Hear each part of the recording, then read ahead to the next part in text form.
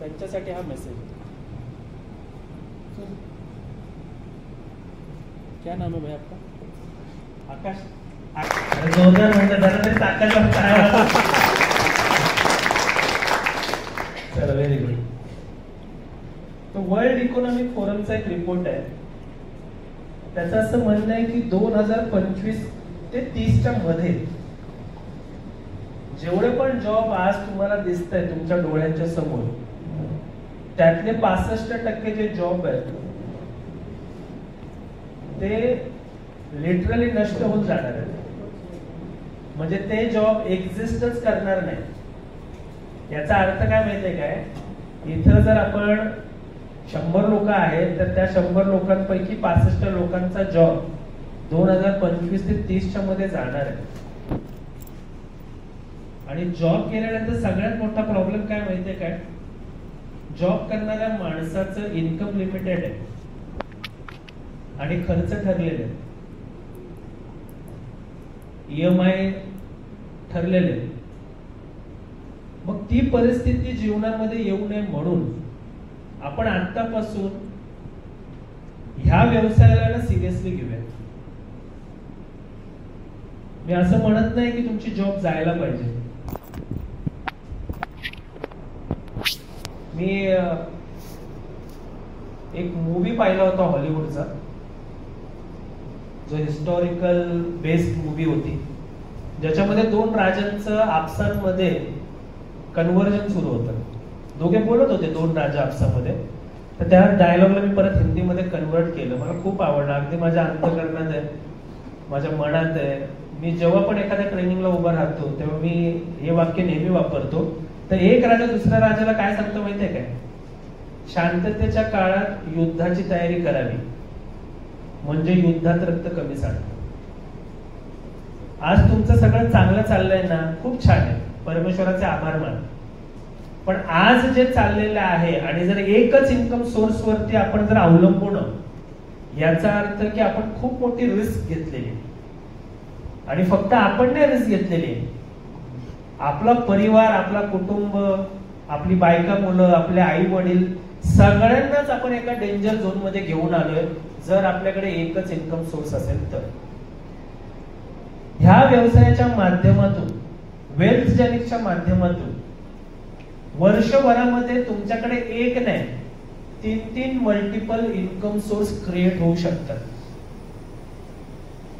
तुमचा असलेला स्वतःचा एक वैयक्तिक इन्कमचा सोर्स आणि वेल्थ जेनिक्सच्या माध्यमातून वर्षभरात आणखीन त्याच्यामध्ये 3 एक्स्ट्रा इन्कम सोर्स ऍड झाले.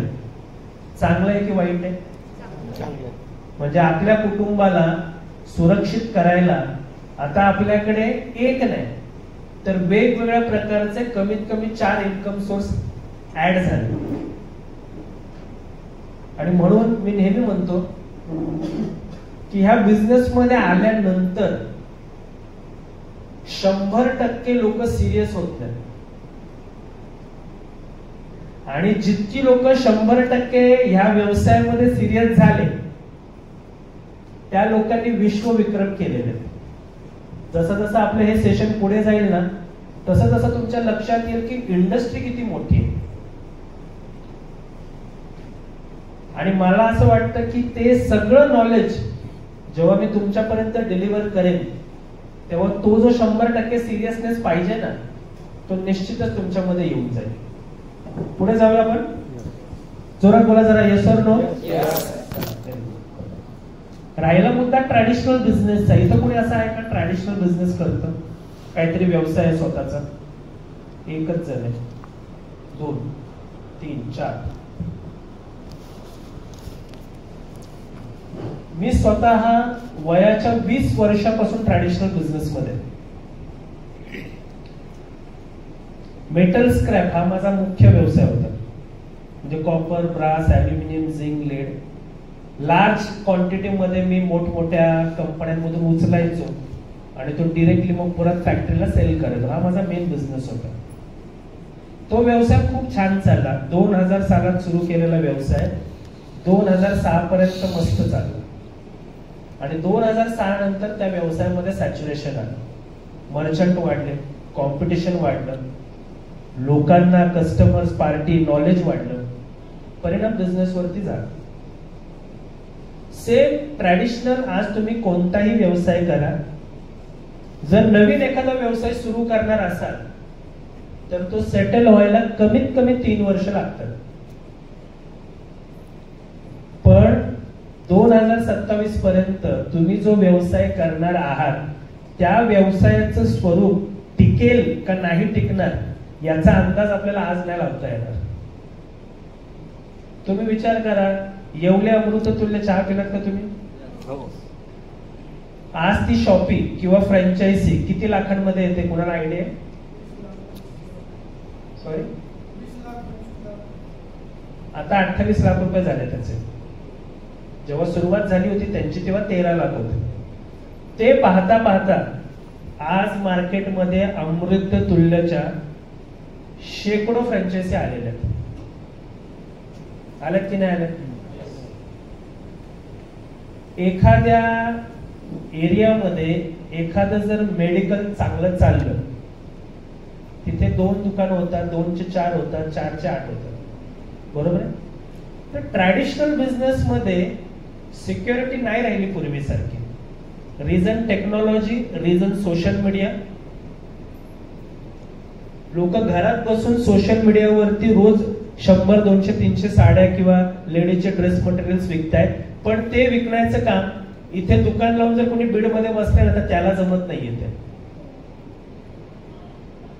तर ट्रॅडिशनल बिझनेस जेवढे आहेत ना करणारी लोक, एकतर ते त्यांच्या मागे रॉकेटच आहे. रॉकेट माहिती आहे ना, ते रॉकेट सारखेच आहे. रॉकेट मधून कसं मागून आग निघत असते, तसे सगळे फायर वरती आहेत. मी मल्टिपल बिझनेस केलेले आहेत ट्रॅडिशनल मधले. त्यामुळे ट्रॅडिशनल बिझनेस कसा चालतो, किती गुंतवणूक करावी लागते, किती खर्च असतो, स्टाफचे कसे नखरे झेलायला लागतात, सगळ्या गोष्टींचा फार बारकाईने मला अनुभव आहे. आणि एवढं सगळं करून ट्रॅडिशनल बिझनेस मधलं इन्कम ऑलवेज तेच राहील का? नाही राहू शकत. म्हणून जेवढे ट्रॅडिशनल बिझनेस करणारी लोक आहेत त्यांनी सुद्धा या बिझनेसला खूप सिरियसली घेतलं पाहिजे, जे मी घेतलं. 25 मार्च 2008 ला मी एक निर्णय घेतला की मी डायरेक्ट सेलिंग इंडस्ट्रीमध्ये माझं करिअर घडवणार. कारण ट्रॅडिशनल बिझनेसचा जवळजवळ 12-13 वर्षाचा ऑलरेडी अनुभव होता आणि लक्षात आलेलं होतं की ह्या व्यवसायामध्ये आज नाही तर उद्या जाऊन सॅच्युरेशन येणार.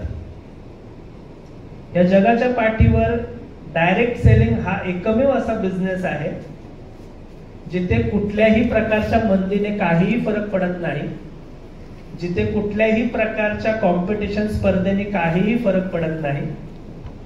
1000 लोक येऊ दे, 10,000 लोक येऊ दे, 10 करोड लोक येऊ दे, ह्या व्यवसायाला, ह्या इंडस्ट्रीमध्ये काहीही फरक पडत नाही.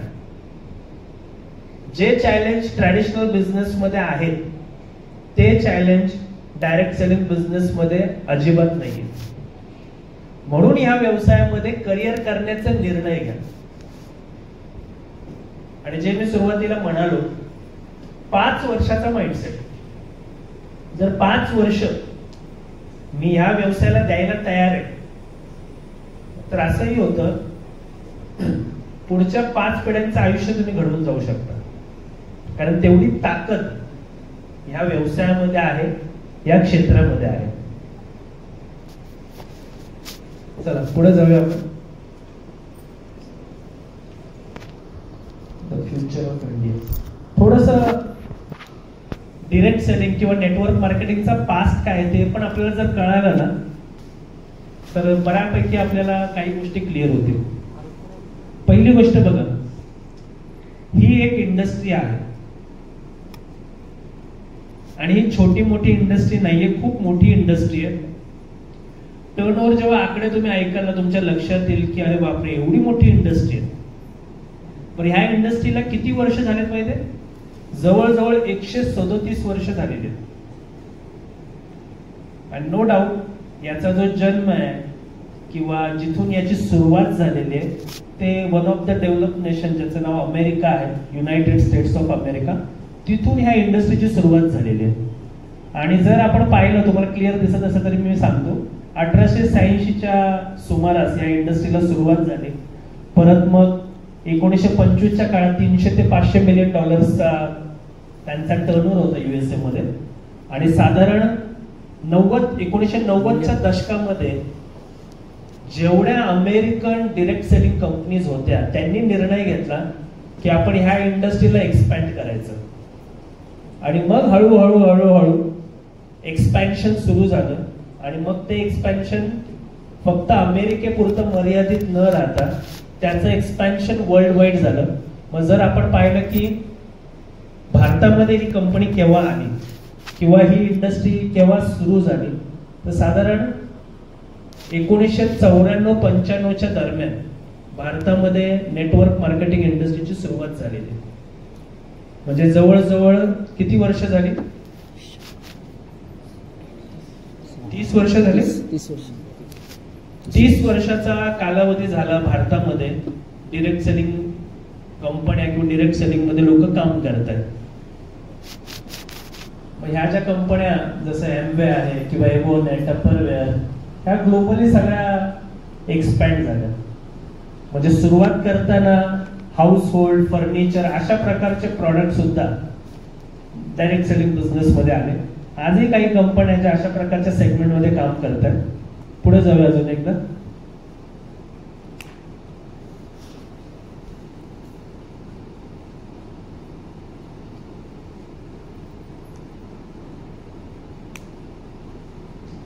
ही स्लाइड खूप महत्वाची आहे. 2019 मध्ये फक्त भारताचा नेटवर्क मार्केटिंग इंडस्ट्रीचा झालेला जो टर्नओव्हर आहे तो साधारण 6,000 कोटीचा होता. परत जेव्हा आपण 2020चा डेटा काढला तेव्हा भारतामध्ये टर्नओव्हर झाला 18,525 कोटीचा. आणि आता 2025चं प्रेडिक्शन आहे की भारतामध्ये डायरेक्ट सेलिंग इंडस्ट्रीचा जो टर्नओव्हर आहे तो जवळजवळ 65,000 कोटी रुपयांचा होणार. आता आपल्याला समजून काय घ्यायचं माहितीये, 70% डिस्ट्रीब्युशन आहे डायरेक्ट सेलिंग इंडस्ट्रीमध्ये. 65,000चे 70% जर तुम्ही गणित कराल तर लक्षात येईल 45,000 कोटी रुपयांचं डिस्ट्रीब्युशन होणार आहे तुमच्यासारख्या माझ्यासारख्या सर्वसाधारण लोकांच्या बँक अकाउंट मध्ये. किती होणार आहे? जोरात बोला, थोडा अजून जोरात बोल. एवढाच आवाज येतो, अजून जोरात नाही ना. 1 2 3 म्हणतो. जोरात आवाज आला म्हणजे 45,000 कोटी. 1 2 3 45,000 कोटी. भीती वाटते आपल्याला बोलायला, म्हणून आपल्या तोंडातले शब्द नाही निघत. पण नियम काय माहितीये काय, जो मागतो ना त्यालाच देव देतो. तुम्ही वाट बघत नाही आपोआप देव काहीतरी दिला. आपोआप काय नाही होत, कुठलीच गोष्ट आपोआप होते का? या प्रोग्रामला आपोआप आलात का तुम्ही? फार बेसिक लॉ आहे, जर मागितलं तर मिळणार. ऐकले ना कधी law of attraction, law of universe, law of nature? मागितलं की मिळतं. आज जर तुमच्याकडे बाईक आहे ना, मागितली म्हणून तुमच्याकडे आज बाईक आहे. आणि जर नाहीये याचा अर्थ मागितली पण नाही. स्वतःचं जर कोणाचं घर आहे तुमचं, तुम्ही मागितलं म्हणून आज तुमच्याकडे स्वतःचं घर आहे. आज पण जर स्वतःचं घर नाहीये याचा अर्थ तुम्ही मागितलंच नाही मनापासून. कसं होणार? तर 45,000 कोटी रुपयांचं डिस्ट्रीब्युशन आहे 2025 मध्ये. तुम्हाला ठरवायचं आहे की तुम्हाला या 45,000 कोटी मधून तुमच्या बँक अकाउंट मध्ये किती घ्यायचे. इंडस्ट्री ग्रो करते की नाही करते? जर 2019 मध्ये 6,000 कोटीचा टर्नओव्हर होता आणि 6 वर्षानंतर जर 65,000 कोटीचं प्रेडिक्शन येत आहे, याचा अर्थ इंडस्ट्री 10 टाइम्स ग्रो केली 6 वर्षामध्ये. केली की नाही केली? याचा अर्थ ह्या इंडस्ट्रीमध्ये लोकांचा जो अवेअरनेस आहे तो वाढत चाललाय की नाही चाललाय? आणि तुम्हाला माहितीये काय, इंडस्ट्री इतकी मोठी झाली आहे ना तुम्ही करा किंवा नका करू, तुमची वाट बघत कोणी थांबणार नाही. आज तुमचे जे पण सिनियर असतील, जे पण अपलाईन असतील, तुम्ही जर केलं, काम करायला सुरुवात केली तर तुमच्या खांद्याला खांदा लावून काम करतील. तुम्ही जर नाही म्हणाला, त्यांना ह्या इंडस्ट्रीचं पोटेन्शियल कळालेलं आहे. तुम्ही जरी नाही आलात ना, तुमच्याशिवाय ती लोक आयुष्यामध्ये प्रगती करणार. पण नंतर आपली स्टोरी व्हायची 3 इडियट्स सारखी. मित्र नापास झाला ना, कोणाला काय त्रास नाही होत. पास झाला आणि जर पहिला नंबर आला तर खूप त्रास होतो. मग तसं तुमचं तुमच्या सिनियरच्या बाबतीत व्हायला नको. म्हणून सिनियरचा हात घट्ट पकडा. ते जे काय सांगतील त्याला 100% सरेंडर होऊन फॉलो करा. आणि 5 वर्षाचा योग्य माइंडसेट ठेवून स्वतःवरती काम करा.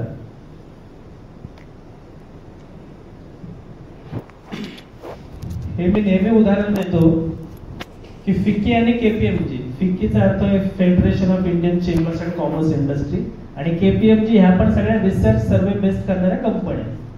तर यांनी जो सर्वे केलाय, ह्या सर्वेनुसार यांचं म्हणणं काय माहितीये, आज भारतामध्ये सगळ्यात जास्त तरुण वर्ग फक्त भारतामध्ये. नाही तर तुम्ही जपानला जा, तुम्ही युरोपला जा, तुम्ही रोमला जा, किंवा तुम्ही बाहेर कुठल्याही कंट्रीमध्ये जा, यंग किंवा युथ, युवा फार कमी आहे. तिकडे ओल्ड लोक खूप जास्त आहेत. आपल्या कंट्रीचं वैशिष्ट्य आहे की आपल्याकडे तरुण वर्ग सगळ्यात जास्त आहे, 70%. फिक्की आणि केपीएमजीचं म्हणणं काय आहे की येणाऱ्या 2025 पासून ते 2030 ह्या कालावधीमध्ये भारतातला जवळजवळ 30% तरुण वर्ग डायरेक्ट सेलिंग इंडस्ट्रीमध्ये ऍज अ प्रोफेशन स्वतःचं करिअर घडवण्यासाठी निर्णय घेतील. आत्ताचा जो करंट डेटा आहे, साधारण 80 लाख डिस्ट्रीब्युटर्स आहेत भारतामध्ये, तुमच्यासारखे आणि माझ्यासारखे वेगवेगळ्या कंपन्यांमध्ये. जसं आज वेलजेनिक्स मध्ये जवळजवळ 90,000 लोकांनी ऍडमिशन घेतलेले. असे 80 ते 90 लाख लोक आहेत वेगवेगळ्या भारतीय डायरेक्ट सेलिंग कंपनीमध्ये.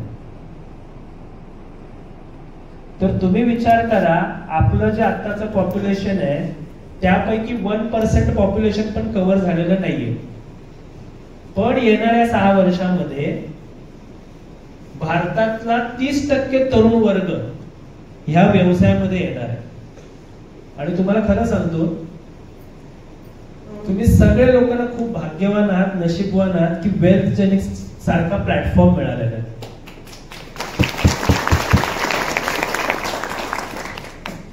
त्याचं रिझन काय माहितीये, या कंपनीला लेटेस्ट ट्रेंड काय तो माहिती पडलेला आहे. फायनान्शियल एज्युकेशन प्रोव्हाइड करणारे पूर्ण वर्ल्ड वाईड 4 कंपन्या आहेत. आणि भारतामध्ये प्युअरली 100% फायनान्शियल एज्युकेशन प्रोव्हाइड करणारी फक्त एकच कंपनी आहे, जिचं नाव आहे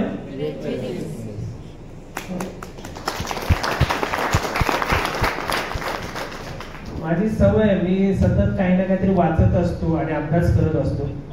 कारण जर स्वतःला आपण अपडेट नाही ठेवलं तर आपण ज्या मार्केटमध्ये आहोत त्या मार्केटमध्ये काम कसं करणार आणि ग्रोथ कशी करणार. डायरेक्ट सेलिंग बिझनेस मध्ये स्किल डेव्हलपमेंट चे कोर्सेस आणणारी वेलजेनिक्स फक्त भारतातली नाही तर जगातली पहिली कंपनी.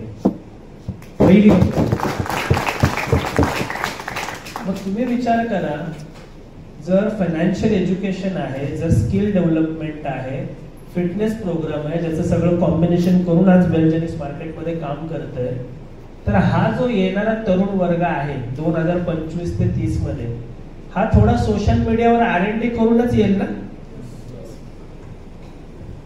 आता हे जेव्हा मंडळी वेलजेनिक्स मध्ये येतील तेव्हा ते तुम्हाला सिलेक्ट करणार आहे की आपल्याला कोणाकडे काम करायचंय.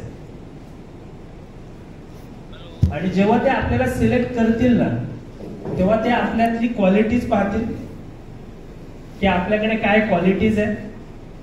दुसरं पाहतील की आपली अचिव्हमेंट काय, की तुम्ही 2 वर्ष बेलजेनिक्स करताय तर तुमच्या अचिव्हमेंट काय झाल्या बघणार की नाही बघणार.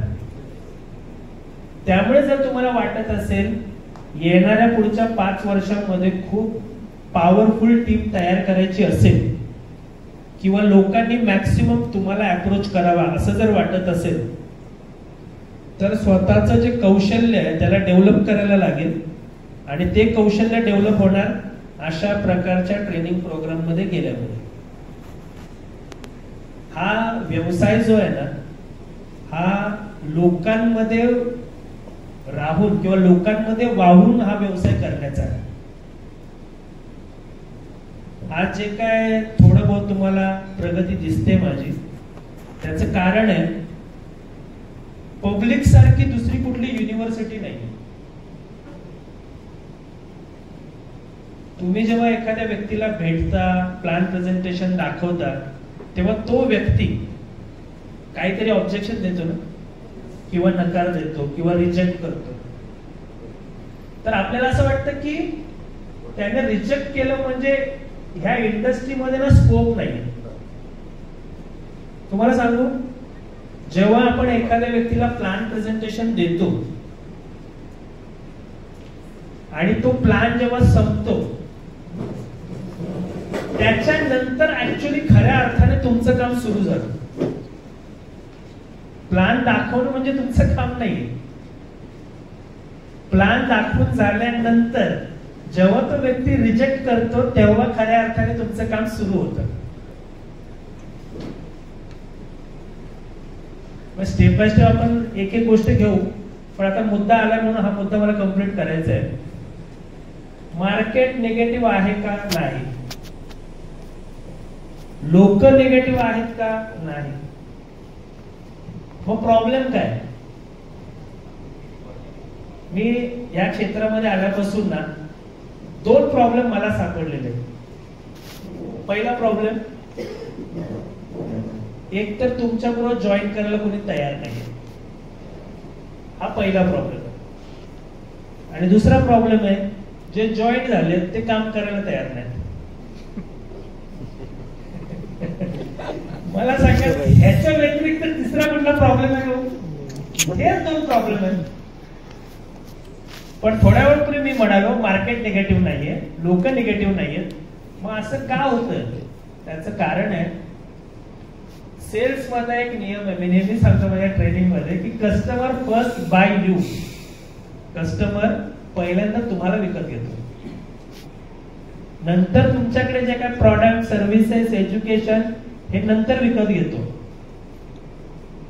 आणि कालांतराने कंपनी विकत घेतो.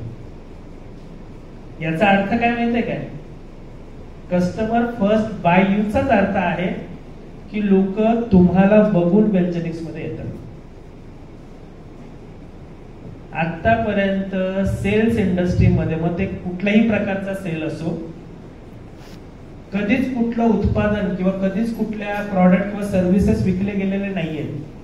आतापर्यंत जर सेल्स मध्ये काही विकलं गेलेलं आहे ना तर तो आहे कॉन्फिडन्स, तो आहे आत्मविश्वास. तुम्ही जेव्हा एखाद्याला प्लॅन दाखवता किंवा वेल्थ जेनिक्स बद्दल चर्चा करता तर त्या व्यक्तीला तुमच्यामध्ये ना तो कॉन्फिडन्स दिसत नाही किंवा त्या व्यक्तीला तुमच्यामध्ये दिसत नाही की हा व्यक्ती ना मला यशस्वी करू शकेल.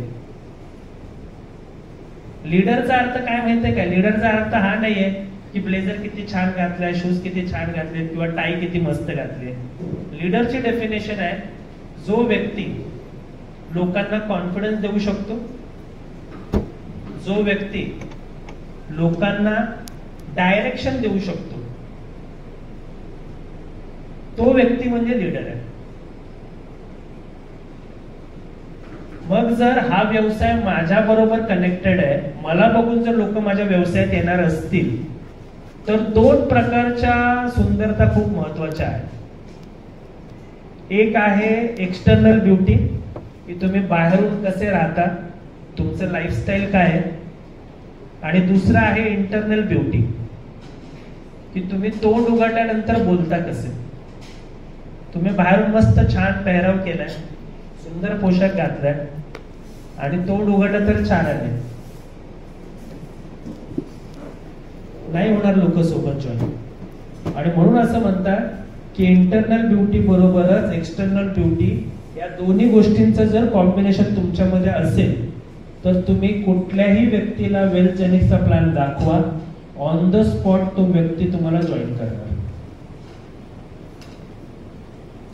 जे एक्सपर्ट लीडर आहेत ना, जसं आता इथे expert leader Raju Palve sir आहेत, एक्सपर्ट लीडर आहेत. इथे आमचे अजय सर बसलेत, बडे साहेब बसलेले आहेत, हे एक्सपर्ट लीडर आहेत. हे जेव्हा प्लॅन दाखवतात तेव्हा काय यांच्याबरोबर लोक जॉईन करतात. चला सगळं बाजूला ठेव.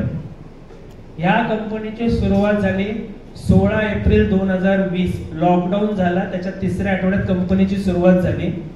झूम वरती मी पहिलं प्लॅन प्रेझेंटेशन घेतलं. 25 लोक मीटिंग मध्ये होते झूमला. 17 लोकांनी नकार केला, रिजेक्शन दिलं की एज्युकेशन चालणार नाही. पण 8 लोक त्यावेळेला माझ्यासोबत जॉईन झाले आणि ह्या 8 लोक प्लस मी एक 9 जणांनी मिळून मागच्या 4 वर्षात पूर्ण भारतभरामधून 90,000पेक्षा जास्त ऍडमिशन आणले. याचा अर्थ मार्केट निगेटिव्ह आहे का? आपल्याला स्वतःवरती काम करायचं आणि स्वतःवरती काम करायचा अर्थ बघा, परत एक गोष्ट वारंवार रिपीट करतोय, 5 वर्ष या सिस्टमला द्यायची. 5 वर्ष म्हणतात ना, घोडा जेव्हा धावत असतो बघा तेव्हा त्याचा स्पीड कधी कमी होऊ नये म्हणून त्याच्या डोळ्याच्या बाजूला कॅप लावले जातात, माहिती आहे? कारण त्याने ना लेफ्टला बघावं ना राईटला बघावं. कारण जर त्याने लेफ्ट राईट बघत बसला तर त्याचा जो स्पीड आहे ना धावण्याचा तो कमी होतो, म्हणून ते घोड्यांना तसे लावले जातात. सेम आपल्याला ते लावायचे 5 वर्ष. कुठल्याच कंपनीचा प्लॅन बघायचा नाही, कुठल्याच इतर वेगळ्या मीटिंगला जायचं नाही, फालतू टाइमपास पूर्ण बंद करायचा. 5 वर्ष एक म्हणजे एकच 24 तास आपल्या चॅनल वरती, आपल्या ह्या टेलिव्हिजन वरती एकच चॅनल चालू ठेवायचं, ते म्हणजे वेल्थ जेनिक्स. असं जर 5 वर्ष आपण केलं तर आपला स्पीड वाढणार. आणि जेव्हा आपला स्पीड वाढतो तेव्हा अचिव्हमेंट दिसतात ना. आणि तुम्हाला माहिती आहे काय, कोणी लोक तुमच्या संघर्षामध्ये कोणाला इंटरेस्ट नाही की तुम्ही किती संघर्ष करताय किंवा तुम्ही किती हार्डवर्क करताय, कोणाला काहीही फरक पडत नाही. लोकांना उत्तरं कशी द्यायची असतात माहितीये का?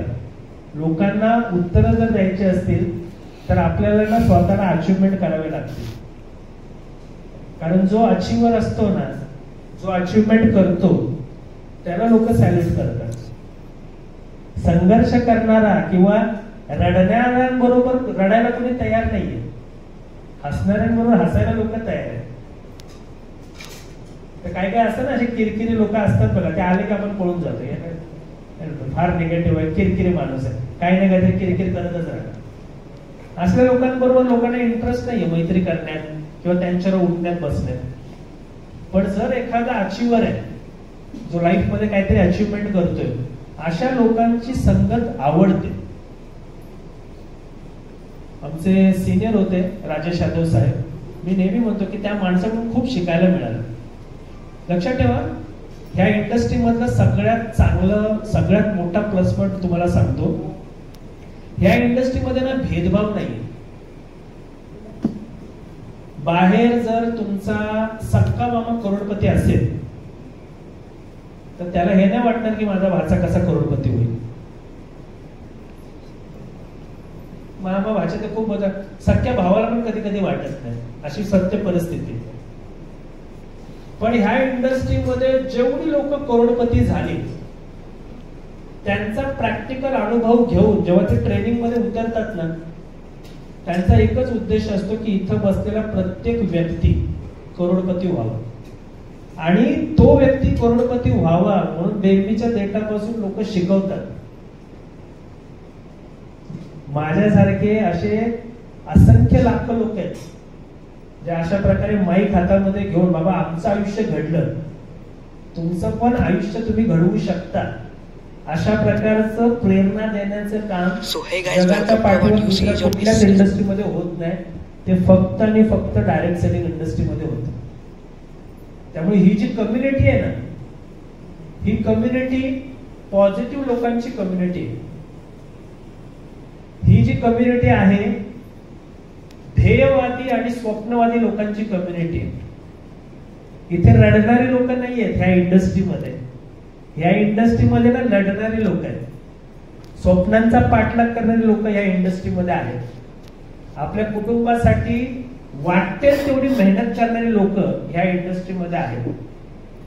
आणि ह्या इंडस्ट्रीचा सगळ्यात मोठा, मी नेहमी म्हणतो, ह्या इंडस्ट्रीमध्ये येणं आणि राष्ट्रसेवा करणं दोन्ही गोष्टी सेम आहेत. कारण ज्या वेळेला तुम्ही what ever so and so तुमचं जे काही इन्कम होतं 5% TDS जातो गव्हर्नमेंटला, माहिती आहे ना. म्हणजे 1 लाख कमवलं की 5,000 गव्हर्नमेंटला TDSच्या स्वरूपामध्ये जातात. असे जर आपण 10 लोक उभी केली आपल्या माध्यमातून 1 लाख रुपये कमवणारे, 50,000 रुपये गव्हर्नमेंटला TDS जाईल. तुम्हाला माहिती आहे ना, भारतामध्ये फक्त 3% लोक कर भरतात. टॅक्स पे करणाऱ्या लोकांची संख्या खूप कमी आहे. करणार कसे? 77 ते 80% लोक नोकरीच करतात. आणि त्यात 15,000 लोक कमवणाऱ्या लोकांकडे जर सरकारने टॅक्स घेतला तर त्यांनी खायचं काय? तर अशी सगळी परिस्थिती आहे. ह्या इंडस्ट्रीमध्ये येऊन ना आपण आपल्या अर्थव्यवस्थेमध्ये कॉन्ट्रीब्युट करतोय, लक्षात घ्या. आज जर ह्या क्षेत्रामध्ये वर्षभरात कोणी 1 करोड कमवतो ना, 30 लाख रुपये गव्हर्नमेंटला टॅक्स जातो. आणि म्हणून म्हणतो हा फक्त बिझनेस नाहीये, ह्या बिझनेस बरोबर बरीच मोठी राष्ट्रसेवा होते. या इंडस्ट्रीचं ना खूप मोठं योगदान आहे आपल्या देशासाठी. आणि मी नेहमी म्हणतो, कारण मी जेवढं माझा अभ्यास आहे, USA मध्ये ना, USA मध्ये, अमेरिकेमध्ये 30% मिलेनियर जे आहेत ना, करोडपती, ते ह्या इंडस्ट्रीमधून झालेले लोक आहेत. म्हणजे जर तुम्ही एका कॉन्फरन्स हॉलमध्ये 100 करोडपती लोकांना इन्व्हाइट केलं तर त्यापैकी 30 लोक ह्या इंडस्ट्रीमुळे करोडपती झालेले आहेत. खूप मोठा रेव्हेन्यू जनरेट करतो USA या इंडस्ट्रीला घेऊन. तुम्ही आणि आम्ही हे जे आपण बिझनेस निवडलाय ना, नो डाऊट पहिलं आपलं टार्गेट आपलं स्वतःच आहे. माझं घर झालं पाहिजे, व्हॉट एव्हर जे काय माझे ड्रीम्स असतील, गोल्स असतील. त्याच्यानंतर ऑटोमॅटिकली ना माइंडसेट चेंज होऊन जातो. मग आपण लोकांसाठी काम करायला सुरुवात करतो. बघा, हे सगळं ग्लोबल रँकिंग आहे, पण हा जुना डेटा आहे. आता ग्लोबली भारताचा जो रँकिंग आहे तो 12 वरती आलेला आहे. आणि सगळ्यात जास्त डायरेक्ट सेलर्स मध्ये आपला जो रँकिंग होता तो 6 होता. आता आपला रँकिंग 3 वरती आलेला आहे. म्हणजे आम्ही जेव्हा 2008 मध्ये आलो, 15 वर्षापूर्वी, तेव्हा एवढा अवेअरनेस नव्हता. पण तो अवेअरनेस आता काळानुरूप वाढायला लागलेला आहे. आणि म्हणून म्हटलं जातं, योग्य वेळेत योग्य निर्णय घ्या आणि बिझनेस मध्ये 100% स्वतःला समर्पण करून स्वतःचं करिअर घडवण्यासाठी मेहनत करा. जेवढे पण यंगस्टर्स आहेत, टार्गेट घ्यायचं, जोपर्यंत करोडपती होणार नाही तोपर्यंत लग्न नाही करायचं. आणि हल्लीचे चॅलेंज वेगळे आहेत. म्हणजे मुलींची डिमांड इतकी वाढलेली आहे आणि त्यात काही चुकीचं नाहीये. करोडपती जर झालात ना तर पाहिजे तशी म्हणजे मनाला जशी पाहिजे ना तशी मुलगी मिळेल आयुष्यात. काय वाटतं तुम्हाला? काय एवढं काय जास्त आहे? तुझं काय बाबा, काय सांगायचं? मी हिंदीमध्ये तो माझा एक डायलॉग आहे की बाप बडा ना भैया सबसे बडा रुपया. आज जर तुम्हाला तुमचं मनासारखं जीवन जगायचं असेल आणि मनासारखं जर जीवनासाठी हवं असेल ना, तर पहिलं करिअर बनवा. करिअर जर घडलं ना तर बाकीच्या सगळ्या गोष्टींना मागे पळून येणार, लाईन लावणार. पण पहिलं करिअर वरती लक्ष द्या. मी नेहमी म्हणतो, मी जेव्हा 28 वर्षाचा होतो तेव्हा माझ्या आयुष्यामध्ये नेटवर्क मार्केटिंग आलं. हे जर 20 वर्षाचं असताना आलं असतं तर मे बी आजचं चित्र अजून काहीतरी वेगळं असतं.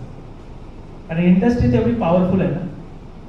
पण मुद्दा काय आहे, की मला जर 5 वर्षात करोडपती व्हायचं असेल तर माझं 100% डेडिकेशन पाहिजे या इंडस्ट्रीमध्ये. थोडं पुढे जाऊया. 2 वाजता ब्रेक ना सर.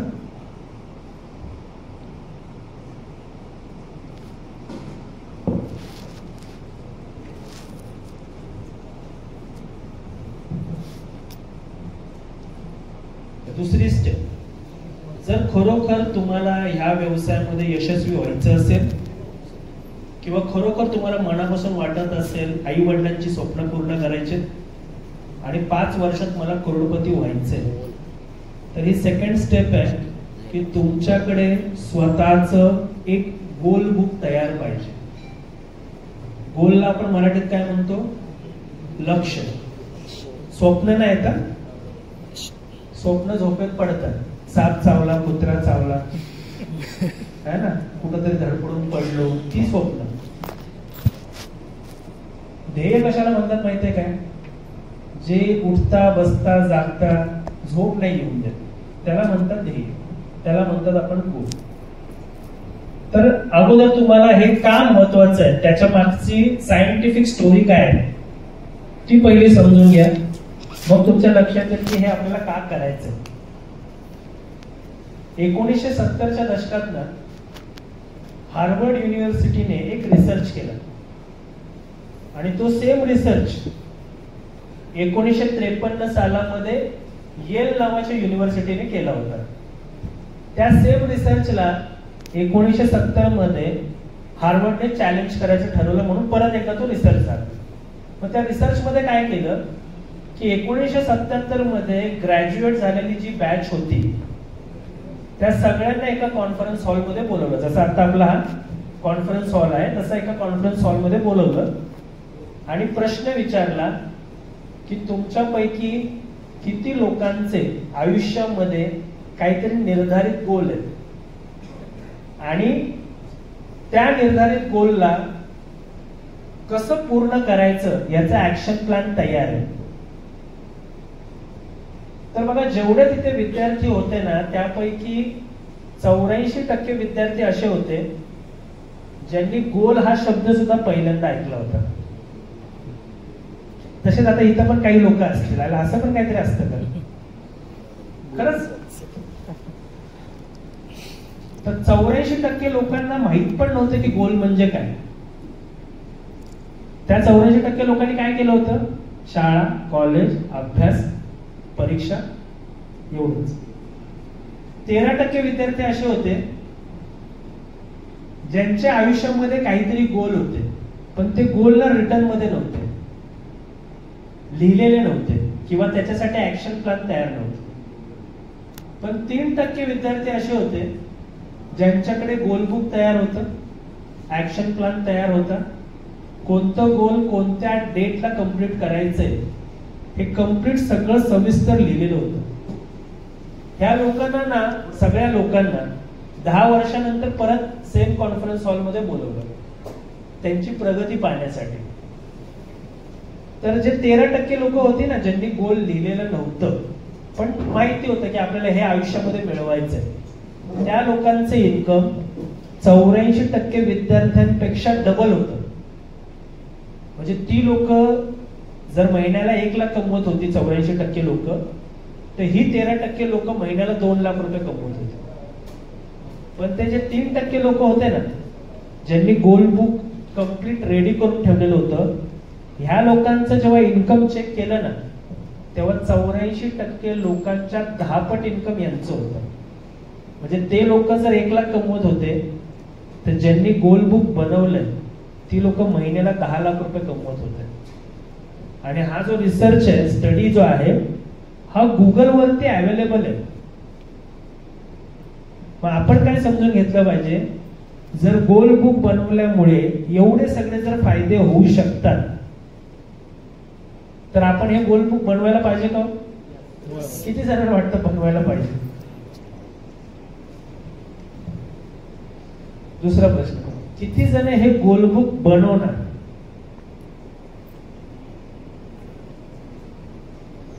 ठीक, बरं वाटलं. आता तिसरा प्रश्न, कधी बनवणार? किती लोक आज गोल्ड बुक बनवणार? बाकीच्यांचं काय काय नकोच. लाजू नका, परत एकदा, किती जण गोल्ड बुक बनवणार आज? चला, गोल्ड बुकचा ना एक फॉर्मॅट आहे, तो तुम्हाला राजू सरांकडून मिळून जाईल. त्या फॉर्मॅट मध्ये ना पहिल्या जे मुखपृष्ठ आहे, पहिलं जे पान आहे, त्याच्यावरती तुम्हाला फॅमिलीचा फोटो लावायचा आहे आणि त्याच्यानंतर मग आतमध्ये त्याचा पूर्ण फॉर्मॅट दिलेला आहे. त्याप्रमाणे ते गोल्ड बुक तयार करा. लक्षात घ्या, माणूस आहे ना, माणसामध्ये शक्ती नाहीये. जेवढी पण ऊर्जा आहे, जेवढी पण शक्ती आहे, जेवढी पण एनर्जी आहे ना, ते आपण पाहिलेलं जे लक्ष आहे ना, जे गोल आहे ना, त्याच्यामध्ये. आणि ते आपल्याला नेहमी एनर्जी देत राहणार, नेहमी पुश करत राहणार.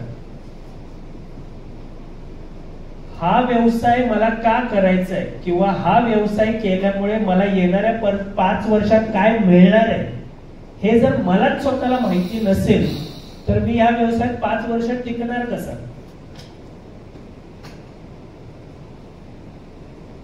परत एकदा रिपीट करतोय आणि नीट लक्ष देऊन ऐका. हा व्यवसाय मला का करायचा आहे किंवा हा व्यवसाय केल्यामुळे 5 वर्षात मला काय मिळणार आहे, हे जर मला माहीतच नसेल तर या व्यवसायात मी टिकणार नाही. आज जर या व्यवसायात लोक येतात आणि काही महिन्यांनी, काही दिवसांनी जर एक्झिट करतात, त्यांचं रिझन आहे, त्यांचा हे गोल्ड बुक जे आहे ना, हे अपूर्ण आहे. असं म्हटलं जातं, या व्यवसायाचं एक डेफिनेशन आहे, when your why is clear then how is very easy. हा व्यवसाय का करायचा हे जर तुम्हाला क्लिअर असेल तर हा व्यवसाय कसा करायचा हे खूप सोपं आहे. पण जर ह्या व्यवसायात जर कोणी फेल होतो, फेल तर सगळीकडे होतात, असं कुठलं क्षेत्र नाही की जिथे लोक फेल नाही होत. तर लोक जर फेल होतात, त्याचं सगळ्यात पहिलं महत्वाचं कारण म्हणजे त्या माणसाला ना त्याचा वाय क्लिअर नसतो. हा व्यवसाय का करायचा त्याची कारण त्याला माहित नसतं. ज्या पण लोकांना हा व्यवसाय का करायचा याची कारण माहिती आहेत, ती सगळी लोक या व्यवसायात यशस्वी होतात. आणि त्याचं मोठं उदाहरण राजू पालवे साहेबांनी आता मध्ये जवळजवळ 70 लाखाचा त्यांचा बंगलो बांधला. त्यांच्यासाठी एकदा जोरदार टाळ्या. सर, इंटरनॅशनल ट्रिप किती झाल्या तुमच्या? कुठल्या कुठल्या झाल्या? मलेशिया, मालदीव आणि सिंगापूर. तुम्ही मला सांगा,